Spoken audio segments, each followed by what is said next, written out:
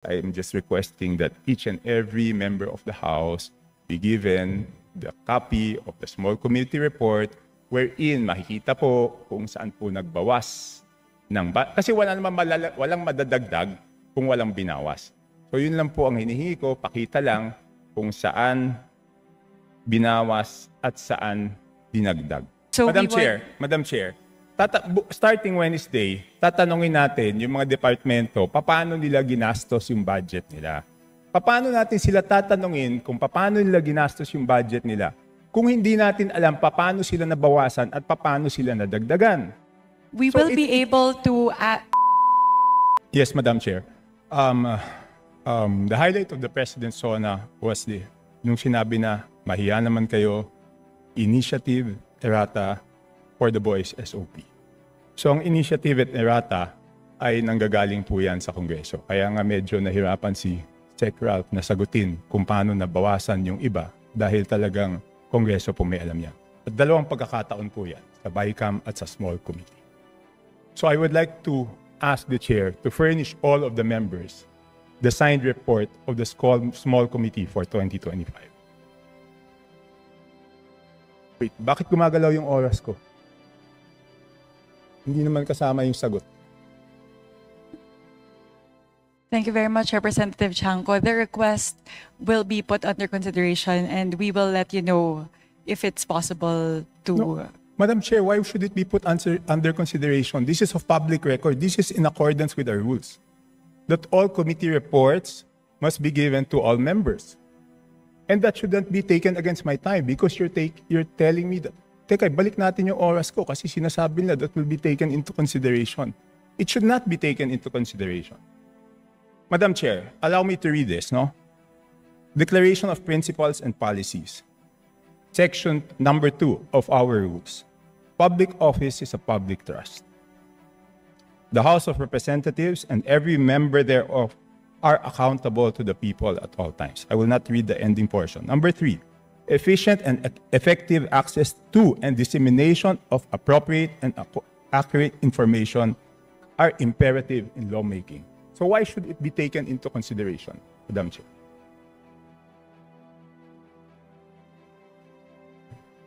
This representation was not the Appropriations Chair at the time. So the person who's covering the jurisdiction of that particular document, that is a document within the purview of the 19th Congress. Given that we've now crossed over to the 20th Congress, we would need to consider that request. Madam Chair, that's not acceptable. This is public records. Pareho pa naman yung COMSEC natin. At yan dapat linalagay sa archives. Do I have to read the rules again regarding archives of all documents? So may ang daming violation, Madam Chair. Walang record, hindi binigay. Ngayon, it's not readily available. Walang record sa archives. Ano to, sikreto? Again, this representation was not the Appropriations Chair. Let's ask the committee secretary, where are the signed records of the 2025 small committee report?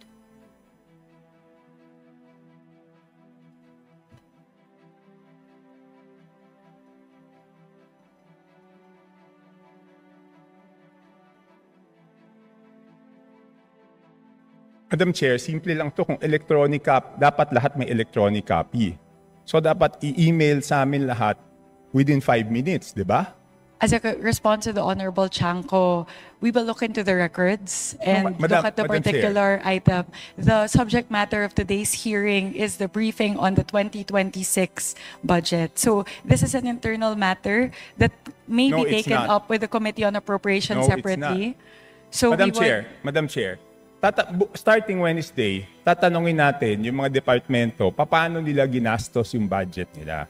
Paano natin sila tatanungin kung paano nila ginastos yung budget nila kung hindi natin alam paano sila nabawasan at paano sila nadagdagan. We will be able to scrutinize the performance of the different agencies as well as the utilization of the different line items based on the 2025 performance. So this does not preclude us from doing that scrutiny. Meron ba o wala? We would have to look into the records. May I ask exactly what you are asking for?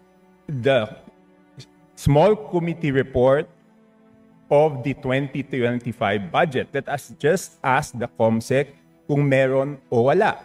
Kung meron, why was it not filed sa archives based on our rules 15 days after? So meron ba o wala? Simple. Kung meron, bakit hindi na-file sa archives?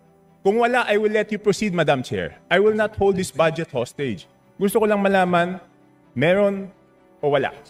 The HGAB itself, the output of the small committee is already embedded into the HGAB itself. So that's the report. That's the output of the small committee. It's not the report, Madam Chair. Based on our rules, each committee must come out with a report. No committee is exempted from coming out with a committee report. Please check Section 39 of Rule 9 of our rules. Kasi di ba kung meron, ang dali-dali naman, di ba kawala? So the small committee is subsumed within the Committee on Appropriations, and it is the Committee on Appropriations who's required to submit the committee report. In this case, the report and the output of the Committee on Appropriations is the HGAB. No, it's not. The HGAB is different from a committee report. Just like any other bill, the bill is different from the committee report. There must be a committee report included to the bill. It is not one and the same. At the point of after the committee hearings are done, the Committee on Appropriations comes out with a committee report, and then it moves to plenary, at which point we approve it and the small committee works. So now the output of the Committee on Appropriations, once that is elevated to the plenary, is the HGAB. No. So there's no other committee report that needs to be furnished by the Committee on Appropriations apart from the HGAB itself. It is not exempted from our rules, Madam Chair. Maliwanag, Section 39. Gusto nyo basahin nyo? Okay, I will ask the committee secretariat, how many meetings were held? There were 2 meetings. 2 meetings. Did you follow, nasaan yung minutes ng meetings? Where were the meetings held? What date? Madam Chair, I can read Section 39 of our rules to make it clear that the committee report is different from the HGAB, but I don't want it to take up my time. Iba po yun eh, kasi tignan nyo yung BICAM. Di ba may BICAM report? Doon sa BICAM report, teka muna, bait umaandaw yung oras ko? Hindi pa nila natatapos yung isyong rineraise ko. Doon sa BICAM report, nakasulat, okay, yung BICAM report, pinipintasan natin. Pero yung BICAM report, may nakasulat doon kung alin yung nabawasan, alin yung nagdagdagan. Dito sa HGAB, wala tayong makita kung alin yung nabawasan, alin yung nadagdagan. With the indulgence of Representative Chanco, so the COMSEC is currently looking into the specific request as well as the level of detail that you are requesting. No, within 5 minutes, I need the committee report. If we may please move on to the other questions while they're working on this. Yes, I will. But if within 5 minutes wala yan, ibig sabihin wala yan, ngayon palang gagawa yan. Ang gusto natin na committee report is the same as the BICAM. Okay? The same as the BICAM. Nakasulat kung saan binawas, saan nadagdag. Okay, I will mention why it is very important. Okay, ito may 2 distrito, no? At sino ang nag-introduce ng amendment? May 2 distrito, hindi naman to kasalanan ng congressman doon sa distritong yon. Ang NEP nila is 2.530 billion. And then, pagdating sa GAA, naging 20.999 billion. Isa pa, 1.508583 billion sa NEP. Pagdating sa GAA, 20.795. So, tapos, ang pinasok lang sa BICAM dito is 5 billion and 4 billion each. So, ang napasok dun sa small committee is 13 billion. Doon sa isa, yung isa 14 billion. So, sino yung nagpasok ng 13 billion na yun at saan tinanggal yun? So, again, the small committee is subsumed within the Committee on Appropriations, and it is not required to render a No, no, no, separate no. committee report. The rule that you are citing, Honorable Chanco, pertain to standing committees. And the mother committee in this case of the small committee is the Committee on Appropriations. Yes, but did we exempt the Committee on Appropriations not to submit a committee report? No. Again, the committee report of the Committee on Appropriations at the plenary level is the HGAB itself. Yeah, but all meetings, dito sa ating rules, all meetings must be on record. So it's not only the committee report, dapat yung small committee na yon, meron silang report na finurnish lahat.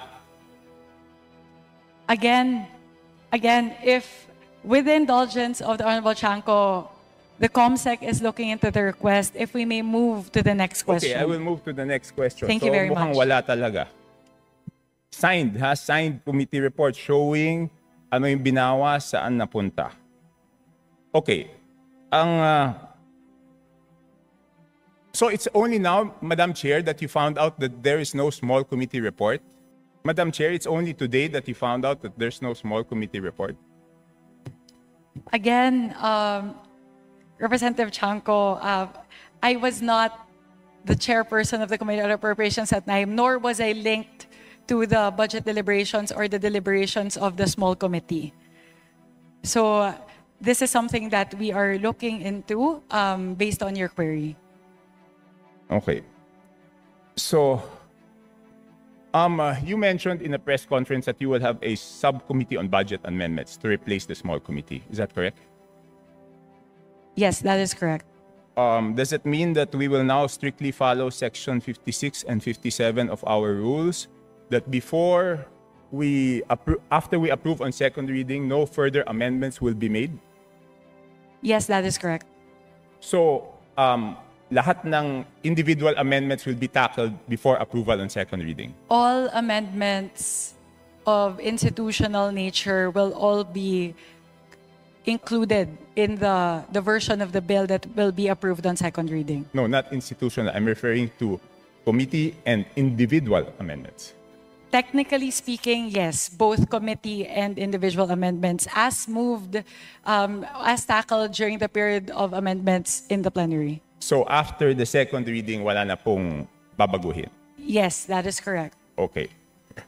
Sumunod, sino po ang mga miyembro ng small committee at paano sila pinili?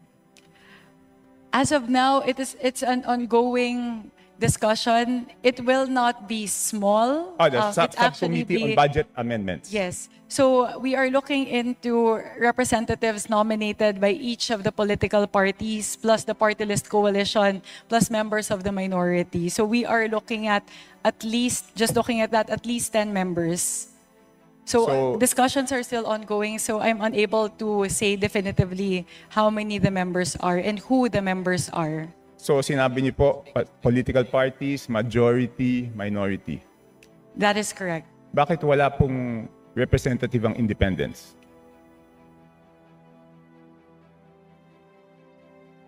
Hindi pa po kami dapat tumingin din sa budget? That could be considered. Thank you very much for pointing that out, Representative Chanco. So is it a affirmative that the independents will be represented? Madam Chair, point of order, Madam Chair. Kasi kanina I was asking kung ano ito, kung hearing ito o briefing. Ang sagot sa akin, briefing. Sa naririnig ko parang hearing. Because we are now discussing, things that are properly discussed in the committee itself.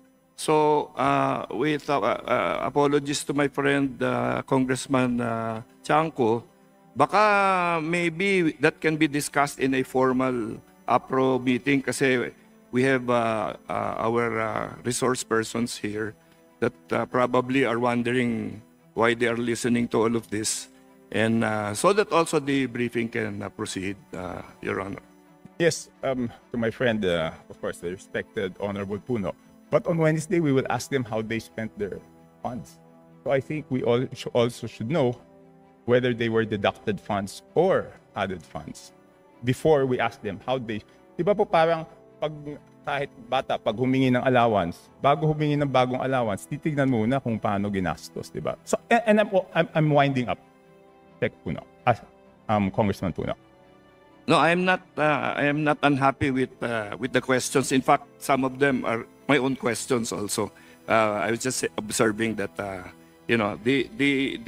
ruling was that this is a briefing. So I myself have been forced to revise some of the questions I was going to ask. But thank you for your lead on this.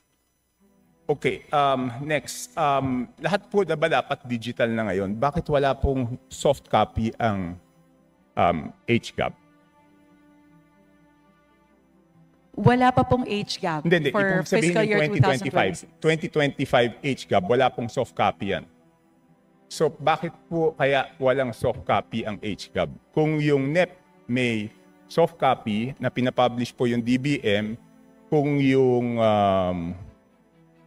GAA na papublish po may soft copy, bakit po kaya walang soft copy yung HGAB? At sigurado po ba tayo na magkakaroon ng soft copy ang HGAB ngayong 2026 budget? So the requirement of the transmission between the House and the Senate is for hard copies during the 19th Congress. So that's the version that was prepared by the House, because that's the requirement of the Senate in terms of the transmittal. Now, though, we are changing that, and we are now moving more towards a digital format, which will render to the members of the House. Okay, yun lang po. So, you commit that doon sa 2026 budget, meron na pong soft copy Yes, we commit. ng after third reading. Yes, we commit. Okay. So, thank you po. 3 minutes na lang po. Tapos na yung 5 minutes. So, dapat matanggap na namin yung email ng small committee report, Madam Chair. Again, we will revert back to you on that, Honorable Chanco. Again, the committee secretariat is looking into that. This is something that we can discuss internally. It's an internal matter of the Committee on Appropriations. So I would also not want that to hinder all of the other members to ask their questions pertaining to the 2026 fiscal year budget. So if we can get back to you on that, again, I can also ask the COMSEC to sit down and tackle the request, which we will put under consideration. So, Madam Chair, I don't need to sit down with the COMSEC. I am just requesting that each and every member of the House be given the copy of the small committee report wherein makikita po kung saan po nagbawas ng kasi walang madadagdag kung walang binawas. So yun lang po ang hinihingi ko, pakita lang kung saan binawas at saan dinagdag. Yun lang ang hinihingi ko. And hindi naman po pwede ngayon lang yan gagawin kasi public record yan eh. And I'm sorry to disagree, but public funds is not an internal matter. Di ba kaya nga natin ginawang transparent to because it's not internal. Pag nagtanong tayo tungkol sa pera ng taong bayan, every question is valid and every question is a public matter. It is not an internal matter dahil pera po ito ng taong bayan. The procedural point is what's considered as an internal matter. Again, we maintain that the output of the small committee is included in the HGAB. Hindi po. Pero nakasulat po ba sa HGAB kung saan binawas at saan dinagdag? Yun na lang po tatanungin ko, Madam Chair. Pwede pong silipin yung difference ng GAB as filed versus HGAB.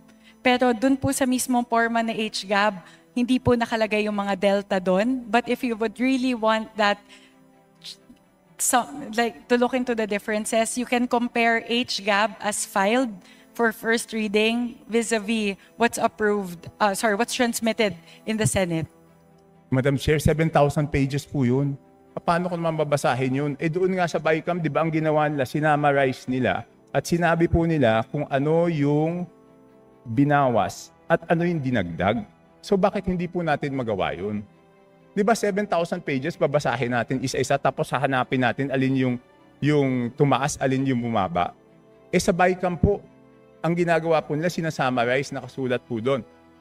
And ang balita ko sa Senate, gagawin nila is aalamin kung sino yung nag-introduce ng bawas at sino yung nag-introduce ng dagdag. And I hope the same will be done in the House, Madam Chair. Noted on that. We will take that into consideration as we move forward with the reforms for the budget deliberations for the 20th Congress. Last question, Madam Chair. What will be the participation of the civil service, the CSOs, the NGOs, and the POs doon sa ano?